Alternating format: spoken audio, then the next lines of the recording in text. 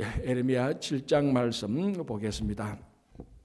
우리가 7장을 읽었던 함께 우리가 본 것처럼 계속해서 예레미야 선지자는 이스라엘 백성들에게 그들의 삶의 행위 그것을 바르게 하라. 오늘 그래서 예레미야 7장을 보면은 큰 주제는 이 이스라엘 백성, 여기서 말하는 이스라엘 백성은 남유다 백성을 말합니다. 이 남유다 백성들의 길과 행위를 바르게 하라. 그렇지 않다면은 아무것도 필요 없다. 쉽게 말하면 다시 말하자면 너희들의 땅과 성전이 의미 없다라는 겁니다. 자, 이게 제가 이렇게 한 문장을 했는데 한 문장을 말씀드렸는데 이게 이스라엘 백성들한테는 어마어마하게 중요한 일이 되는 겁니다. 자, 여러분 한번 생각해 보십시오. 만약에 길과 행위를 바르게 하지 아니하면, 자, 이거는 뭐 쉽게 말해서 너희 이스라엘 백성들, 유다 백성들의 삶이 바르지 않다면은 하나님께서 약속하신 가나안 땅에서 살지 못할 것이다 이 말이거든요. 자, 오늘 한번 볼까요? 7장 먼저 2절 한번 보겠습니다. 이렇게 되어 있습니다. 너는 여호와의 진문에 서서 이 말을 선포하여 이르기를 여호와께 예배하러 이 문으로 들어가는 유다 사람들아 여호와의 말씀을 들으라. 자, 오늘 이 예레미야 7장의 말씀을 누구에게 말하고 있는가 하면 성전에 예배 드리러 가는 사람들에게 말을 합니다. 그리고 이게 뭐 하나님을 믿지 않고 하나님을 섬기지 않는 이런 사람들에게 하는 말이 아니고 성전에 들어가서 하나님께 예배 드리는 사람. 그래서 오늘 여기 4절을 보면 뭐라고 말합니까? 이것이 여호와의 성전이라. 여호와의 성전이라. 여호와의 성전이라 하는 거짓말을 믿지 말라. 자, 여러분 이 성경에서 똑같은 말을 3번 반복하는 것은요 거의 드뭅니다. 2번 반복도 많지 않죠. 그런데 3번 반복했습니다. 성전에 들어가는 사람들이 뭐라고 말하는가 하면 이게 성전이다, 성전이다, 성전 하는 말을 믿지 말라는 겁니다. 왜? 중요한 것은 3절 볼게요. 아까 제가 4절 읽었는데 3절 중간에 너희 길과 행위를 바르게 하라. 그리하면 내가 너희로 이곳에 살게 하리라. 자, 이런 것은 조건이 붙어 있는 약속입니다. 조건이 붙어 있는 약속. 그러니까 쉽게 말하면 if죠. 영어로 if. 이것을 하면은 이것이 이루어진다는 겁니다. 조건이 붙어 있는 겁니다. 그러니까 여러분 한번 보십시오. 이스라엘 백성들이 오늘 여기 보세요. 너희들이 이곳에 살 것이라고 말했는데요. 자, 7절을 다시 한번 볼게요. 얼마나 중요한 말씀을 하는가 하면은 내가 너희를 이곳에 살게 하리니 곧 너희 조상에게 영원 무궁토록 준 땅이니라. 자, 그럼 고이 5절 6절 다시 한번 보겠습니다. 너희가 만일 길과 행위를 참으로 바르게 하여 이웃들 사이에 정의를 행하며 이방인과 고아와 과부를 압제하지 아니하며 무죄한 자의 피를 이곳에서 흘리지 아니하며 다른 신들 뒤를 따라 화를 자초하지 아니하면, 자, 조건이 지금 굉장히 많이 붙고 있습니다. 그런데 사실 많이 붙는 조건인데 한마디로 말하면은 길과 행위를 바르게 하라는 것입니다.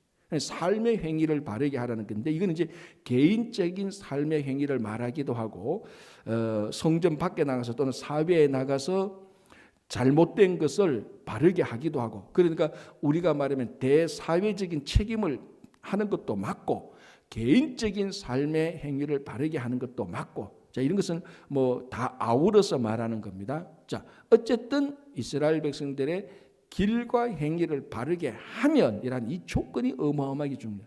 이 조건을 바르게 할 때에 이 성전이 여호와의 성전이 된다는 겁니다. 그리고 하나님께서 영원토록 주신 가나안 땅에 살게 된다는 겁니다.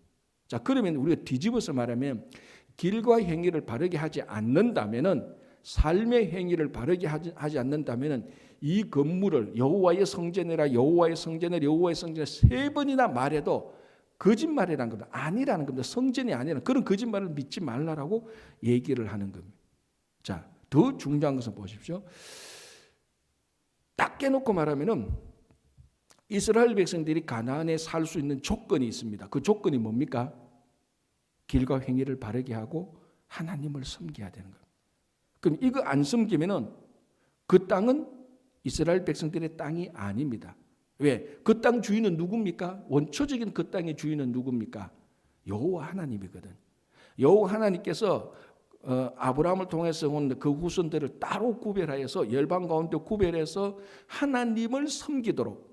자, 여기서는 하나님을 섬기는 것은 예배만 드리는 게 말하는 게 아니고 예배를 드리고 그 예배를 드리는 예배자의 삶이 일상적인 개인적인 삶과 공동체의 삶 속에서 그게 바르다면은 그 바른 그 사람들을 구별해서 가나안에 살게 하여서 다른 이방 민족들과 확실히 구별해서 이 구별된 민족이 섬기는 하나님께 영광을 돌리도록 그 터전을 마련해 준 게 가나안 땅입니다. 그러니까 가나안 땅에 살 수 있는 가장 중요한 조건은 뭔가 하면은 인종적으로 이스라엘 민족이다, 그게 아니고 오늘 예레미야의 표현대로 말하자면은 길과 행위를 바르게 하면입니다. 여기에는 하나님께 예배를 제대로 드리는 것도 돼 있고, 개인의 삶 속에서도 개인적으로도 바르게 하는 것도 있고, 개인이 어떤 공동체에 들어가서 사회나 국가나 이런 공동체에 들어가서도 바르게 하는 것이 다 포함되어 있습니다. 이걸 바르게 할 때 이제 거기서 좀 더 구체적으로 말하면 이방인과 고아와 과부와 압제받는 소외되는 사람들을 무시하지 않고 그네들을 품고 안을 때, 그래야 가나안에 살고 있다는 겁니다. 지금 제가 무슨 말을 하려고 하는가 하면은, 현재 이스라엘 백성들이 팔레스타인과 가나안 분쟁을 쌓고 있는 문제하고도 똑같습니다. 지금 많은 사람들이 이스라엘 백성들이 가나안에 그러니까 지금 말하는 이스라엘 땅에 살고 있는 것을 당연시하는데, 예레미야 선지자의 말에 의하면은 뭐 정치적으로 그런 거는 뭐 다 모르겠고 그런 걸 뭐 지금 따지자는 게 말이 아니고, 지금 이스라엘 백성들이 그 땅에 살 수 있는 자격과 조건은 딱 하나입니다. 뭡니까?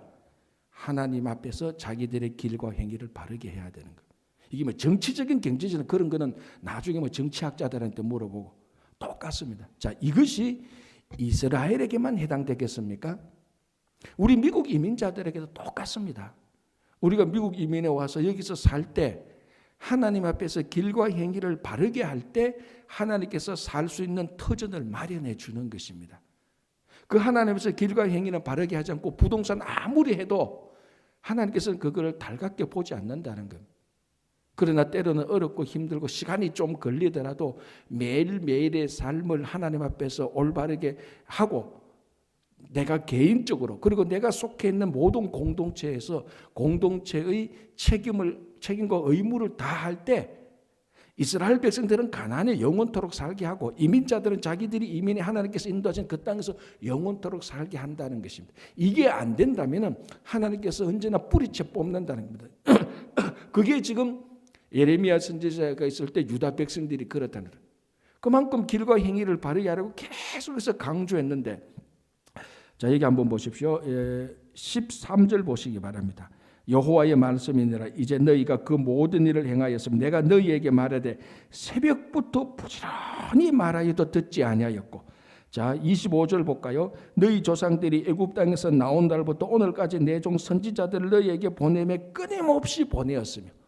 그러니까 하나님 앞에서 길과 행위를 바르게 하라고 선지자들을 계속해서 보냈고 아침부터 밤늦게까지 말씀했는데 이스라엘 백성들이 이때 안 들었단 말이죠. 예레미야 선지자가 있을 때.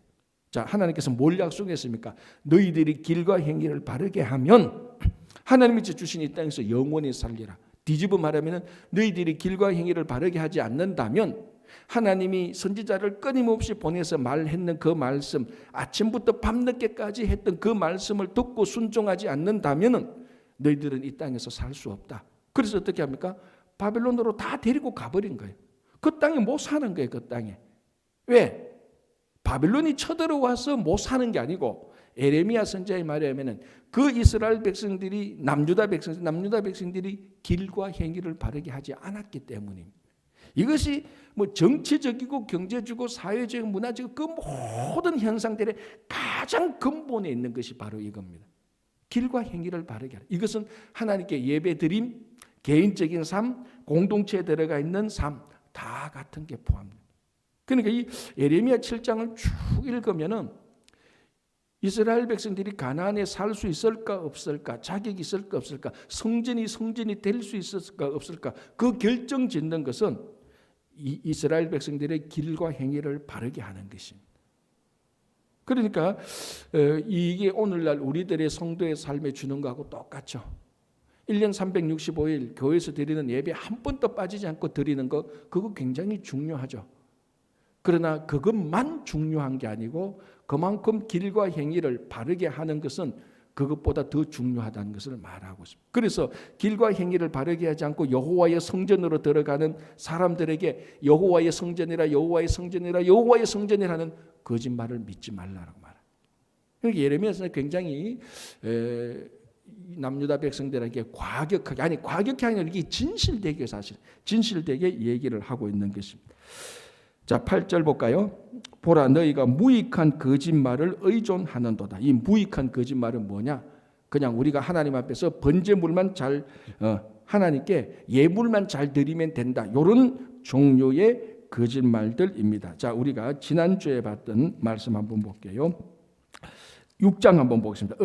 우리 지난주 토요일 봤던 6장 19절 20절 볼게요.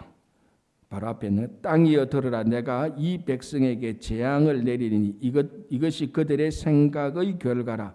그들이 내 말을 듣지 아니하며 내 율법을 거절하였습니다.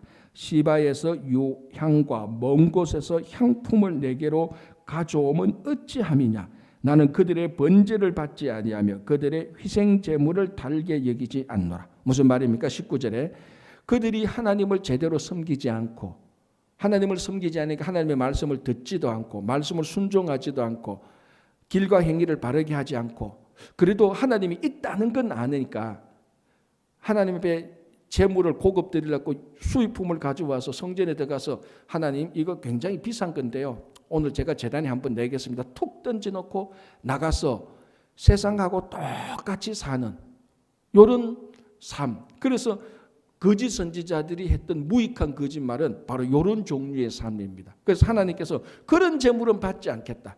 자, 이렇게 말하니까 오해하면 됩니다. 하나님이 우리의 재물을 받지 않는다는 말은 절대로 아니에요. 하나님은 하나님 앞에서 빈손으로 나오는 것을 좋아하지 않습니다. 하나님 앞에 드리는 예물을 굉장히 중요하게 보는 거죠. 그래서 우리가 레위기 율법도 그렇고 가인과 아벨의 제사에서도 결국 그 재물의 믿음이 있느냐, 그걸 같이 본 거죠. 재물을 분명히 중요하게 보지만 그 안에 담겨 있는 하나님을 향한 마음, 그것을 똑같이 동시에 같이 보는 겁니다. 그러니까 이 무익한 거짓말은 뭐냐? 하나님을 섬기는 진심으로 하나님을 향하는 마음, 자기들의 삶은 싹 빼놓고 재물만 툭 던지고 가도 괜찮다라고 말하는 말, 이런 게 무익한 거짓말입니다. 그래서 8절 다시 한번 볼게요. 보라, 너희가 무익한 거짓말을 의존하는도다. 너희가 도둑질하며 살인하며 간음하며 거짓 맹세하며 바알에게 분향하며 너희가 알지 못하는 다른 신들을 따르면서 내 이름으로 일컬음을 받는 이 집에 들어와서, 자, 여기서 이제 내 이름으로 일컬음을 받는 집, 예루살렘 성전이죠. 구체적으로 말하면 이게 오늘 7절에 3번이나 반복됩니다. 자, 먼저 14절 한번 볼까요? 여기도 있죠. 그러므로 내가 실로에 행한 같이 너희가 신뢰하는 바 내 이름으로 일컬음을 받는 이 집. 아니, 왜 성전이라 말하지 않고 예루살렘 성전이라고 말하지 않고 이렇게 길게 내 이름으로 일컬음을 받는 이 집이라고 꼭 이렇게 풀어서 씁니까? 여기 실로에도 보면 12절 너희는 내가 처음으로 내 이름을 둔 처소 실로에 가서, 그냥 실로라고 말하면 되는데 꼬지 내 이름을 둔 실로, 내 이름으로 일컬음을 받는 성전이라고 말하는 이유는 그 성전의 주인이 하나님이라는 것을 지금 요 한마디로 강조하고 있는 겁니다. 이 성전의 주인이 하나님인데 주인 아닌 사람들이 들어와서 자기 멋대로 한다는 것. 자, 주인 아닌 사람들은 누굽니까? 이스라엘 백성들. 왜 이스라엘 백성들이 성전에 들어오는데 주인 아닌 사람이라고 하나님께서 비꼬아서 말합니까? 하나님을 섬기지 않으면 밖에 나가서는 바알신 다 섬기고, 8절에 보니까 바알신 다 섬기고 도둑질하고 살인하고 가늠하고 거짓 맹세 다 하면서 하나님의 이름으로 일컬음을 받는 그 집에 들어와서 번듯하게 또 내가 구원받았습니다 하고 이렇게 말하고 제물 하나 툭 던져놓고 또 나가버리는 이런 그들을 보면서 하나님께서 내 이름으로 일컬음을 받는 이 집에 들어와서 이렇게 말하고 있습니다. 자, 그래서 뭐라고 말합니까? 다시 한번 읽을게요. 10절. 내 이름으로 일컬음을 받는 이 집에 들어와서 내 앞에 서서 말하기를 우리가 구원을 얻었나이다 하느냐. 이 모든 가증한 일을 행하려 함이로다. 내 이름으로 일컬음을 받는 이 집이 너희 눈에는 도둑의 소굴로 보이느냐. 자, 도둑이 자기 집에 들어갑니까? 물론 그 도둑도 작업 다 마치고는 자기 집에 들어가죠. 그런데 도둑이 자기 집에 들어가는 걸 도둑이라고 말합니까? 남의 집에 들어가는 걸 도둑이라고, 남의 집에 들어가는 걸 도둑이라고 하죠. 그런데 도둑이 지금 남의 집에 들어가서 물건을 훔치는 것처럼 바알을 섬기며 악한 일을 하면서 성전에 들어오는 이스라엘 사람들을 도둑이라고 말을 하는 겁니다. 그래서 이 사람들이 성전에 들어오는 것을 보고 너희들이 이 성전을 도둑의 소굴로 만드느냐 이렇게 말합니다. 왜? 이 성전은 하나님의 이름으로 일컫는 집인데 이스라엘 백성들이 하나님의 이름을 일컫지 않고 바알의 이름을 말하면서 밖에 나가서 악한 일들을 하나님이 말하는 길과 행위를 하지 않고, 그리고 이 사람들은 바알을 섬기고 하나님의 길과 행위를 행하지 않는 사람은 하나님의 백성들이 아닌 거예요. 하나님의 백성이 아닌 사람이 하나님의 집에 들어오니까 남의 집에 들어온 거예요. 그러니까 이게 너희들이 도둑하고 똑같지 않느냐. 이 도둑이 이 집에 왔으니까 이것이 이 성전이 도둑의 소굴이 되지 않느냐. 너희들은 이 하나님의 집이 도둑의 소굴로 보이느냐. 그렇게 말하는 것이. 이게 우리가 꼽씹어 보면요. 지금 예레미야 선지자가 남유다 백성들한테 어마어마한 지금 무서운 심판의 말을 하고 있는 겁니다. 야, 너희 한마디로 말하자면은 이런 거 다 줄여서 한마디로 말하면 너희들 반드시 멸망하게 돼 있다. 반드시 멸망하게 돼 있다. 이제 너희들 여기서부터 길과 행위를 바르게 하지 않으면은 완전히 멸망한다. 성전도 너희 것이 아니고 이 성전이 도둑의 소굴이 되는 것이고 너희들이 이 땅에서 산다고 천만에 모세가 인도하고 여호수아 인도해서 가나안 땅에 사서 이 땅이 너희들이 영원한 땅이 될 것이냐? 천만에 절대로 너희 영원한 땅이 아니다. 자동적으로 아브라함이 약속했고 모세가 인도하고 여호수아가 인도했기 때문에 이 땅은 영원토록 너희들의 땅이 되는 줄 아냐? 천만에 하나님의 말씀을 지켜야 조건을 만족해야 이 땅에서 살 것이다. 그런데 그걸 안 하니까 하나님께서 데리고 바빌론으로 다 가버린 거. 그게 지금 이렇게 오늘 자 보십시오. 그래서 12절부터 15절까지 이 유다 백성들한테 역사적인 교훈을 말하고 있습니다. 그 역사적인 교훈이 뭔가 하면 또다시 북이스라엘의 경우죠. 아까 읽었던 건데 12절 한번 보시기 바랍니다. 너희는 내가 처음으로 내 이름을 둔 처소 실로에 가서 내 백성 이스라엘의 악에 대하여 내가 어떻게 행하였는지를 보라. 자, 이 말이 뭔가 하면 이 12절 한 구절에 북이스라엘의 역사가 다 들어가 있는 겁니다. 자, 여기서 실로는 이스라엘 백성들이 가나안 땅에 들어와서 처음 하나님의 언약궤를 둔 하나님의 처소입니다. 성전 짓기 전에. 그래서 그 실로에서 한동안 성막하고 다 성전 짓기 전에 한동안 실로가 성소가 되었어요. 실로가 성소. 그래서 하나님의 이름을 둔 성소가 됩니다. 성전 짓기 전에 제일 가나안 입성 초기 때. 근데 요 장소가 나중에 북이스라엘의 장소가 되는 겁니다. 그런데 이 처소 실로에 하나님의 이름을 두었던 이 실로에 북이스라엘이 우상을 섬겼단 말이죠. 그래서 뭐라고 말합니까? 내 백성 이스라엘의 악에 대하여 내가 어떻게 행하였는지 보라. 어떻게 행했습니까? 북이스라엘을 아수르에 다 멸망시키도록 해버린 겁니다. 그래서 남유다는 북이스라엘의 역사의 교훈은 북이스라엘이 한 150년 전에 망했는 걸 다 보고 왜 망했는지를 다 보고 알고 있다고. 하나님의 이름을 둔 그 장소에다가 자기들이 마음대로 행하고, 그리고 북이스라엘조차도 하나님의 뜻을 행하지 않으니까 하나님께서 북이스라엘 사람들을 가나안에 살지 못하도록 하는구나 다 봤어요.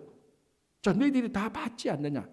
자, 그런데 왜 또 그래서 14절에 그러므로 내가 실로의 행함같이, 이건 북이스라엘의 행함같이 이 말하고 똑같거든요. 그러므로 내가 북이스라엘의 행함같이 뭘 행했습니까? 하나님 섬기지 않으니까 아수르에 의해서 다 포로 잡혀가고 다 죽게 행하십니다. 그런 것처럼 너희가 신뢰하는 바 내 이름으로 일컬음을 받는 이 집 곧 너희와 너희 조상들에게 준 이곳에 행하겠고. 뭡니까? 북이스라엘을 하나님을 섬기지 않고 길과 행위를 하지 않는 북이스라엘에 하나님께서 아수르를 통해서 멸망시킨 것처럼 예루살렘도 북이스라엘이 멸망한 것처럼 너희들도 똑같이 멸망하겠다. 이거는 직접적인 심판의 선포입니다. 애둘러 말하는 게 아니에요.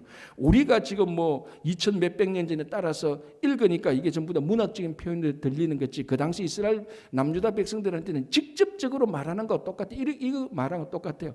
야, 3년 전에 일본에서 지진 났다. 너희들 말하면 들으면 이제 뉴욕도 지진 날 것이다. 이렇게 말하는 거 똑같은 게, 이거 우리 못 알아듣습니까? 다 알아듣잖아요. 명백히 알아듣는 말입니다. 뭐 상징이나 문학적인 말이 아니에요. 내가 처소 실로의 행함같이 예루살렘에게 행하겠다. 너희들에게 행하겠다라고. 뭡니까? 북이스라엘처럼 우리를 망하겠다라고 하나님께서 심판하시겠다는 말하고 똑같습니다. 자, 한번 볼게요. 자, 15절. 내가 너희 모든 형제 곧 에브라임의 온 자손을 쫓아낸 것 같이. 자, 에브라임 온 자손은 뭐죠? 에브라임은 뭡니까? 북이스라엘이죠. 북이스라엘 10지파의 리더가 되는 지파가 에브라임. 그래서 우리가 북이스라엘을 에브라임이라고 이렇게 표현을 하는 거죠. 그죠? 내가 너희 모든 형제 곧 에브라임 온 자손을 쫓아낸 것 같이, 북이스라엘을 아수르에 쫓아낸 것 같이 내 앞에서 너희를 쫓아내리라 하셨다 할지니라. 자, 직접 그대로 막, 이거는 다이렉트리 그대로 얘기하는 거예요. 내가 하나님께서 예레미야를 통해서 너희들을 멸망시키겠다 이렇게 말씀하시는 거예요. 새벽에 자꾸 멸망하니까 좋은 말은 아니지만 지금 예레미야 선지자 그렇게 무섭게 엄중하게 선포를 하고 있는 겁니다. 자, 16절 볼게요. 그런즉 너는 이 백성을 위하여 기도하지 말라. 그들을 위하여 부르짖어 구하지 말라. 내가 간구하지 말라. 내게 간구하지 말라. 내가 너에게서 듣지 아니하리라. 자, 여러분, 하나님이 이렇게 말하는 경우는 많지 않습니다. 구약 성경에. 자, 우리가 아무리 악한 죄를 지어도 우리가 하나님께서 너희들이 아무리 나쁜 일을 해도 하나님께서 너희들이 내게로 나아오라라고 말을 하죠. 아무리 너희들이 멀리 갔다 할지라도 내게로 나오라. 우리 이사야 선지자 뭐라고 합니까? 나와 같이 내게로, 너희 죄가 주홍같이 붉을지라도 진홍같이 붉을지라도 너희들이 내게로 나와 변론하자. 너희 죄가 흰눈같이 될 것이다.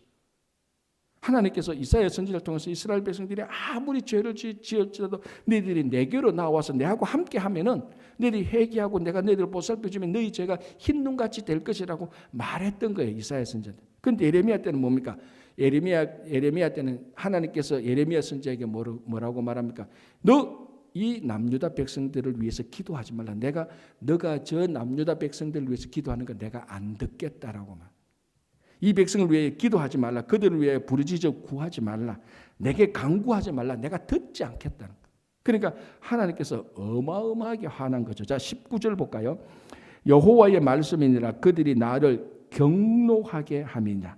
자기 얼굴에 부끄러움을 자체함이 아니냐. 하나님이 어마어마하게 화가 났어요. 자, 그 중간에 한번 볼까요? 18절 볼게요. 자식들은 나무를 줍고 아버지들은 불을 피우며 부녀들은 가루를 반죽하여. 그러니까 그 가족의 사람들이 다 동원되었습니다. 자녀들은 나무를 줍고 아버지들은 불을 피우며 부녀들은, 그러니까 어머니와 딸들은 가루를 반죽하여.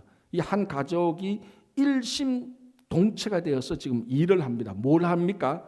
그 밑에 보니까 하늘의 여왕을 위하여 과자를 만들며. 이 여호와를 위하여가 아니고 하늘의 여왕. 이때는 아수르나 바벨론 사람들이 섬기던 하늘의 여왕 신들이 따로 있었습니다.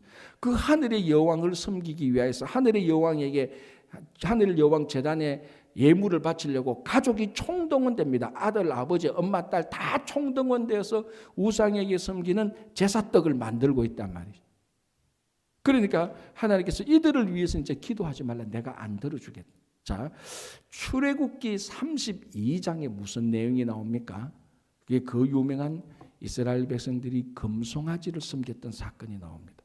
그래서 유대 전성에 이스라엘 백성들이 금송아지를 섬긴 이 악행은 하와가 선악과를 따먹은 악행하고 버금가는 것으로 여기고 있습니다. 성경에 그런 말은 있는 건 아닌데 유대인들이 전성에 의하면은, 여러분, 하와가 선악과를 따먹은 게 원죄잖아요. 오리지널 신 아닙니까? 죄 중에 가장, 죄의 경중을 따지자면 가장 무거운 죄가 하와가 선악과를 따먹습니다. 가장 무거운 죄인데 이스라엘 백성들이 금송아지를 섬긴 것은 그거하고 같은 무겁게 잘못된 거라고 말을 합니다. 그때 하나님께서 금송아지를 섬기는 이스라엘 백성들을 보고 하나님께서 모세에게 뭐라고 말합니까? 너희들끼리 출애굽하라. 나는 너희들하고 같이 안 가겠다고 말합니다. 왜? 내가 너희들하고 같이 가면 너희들을 진멸시킬 것 같다. 우리말로 합니까? 야, 너무너무 화가 났을 때 너 지금 내한테 한마디도 하지 마. 너 한마디도 하면 내가 널 죽일 것 같아.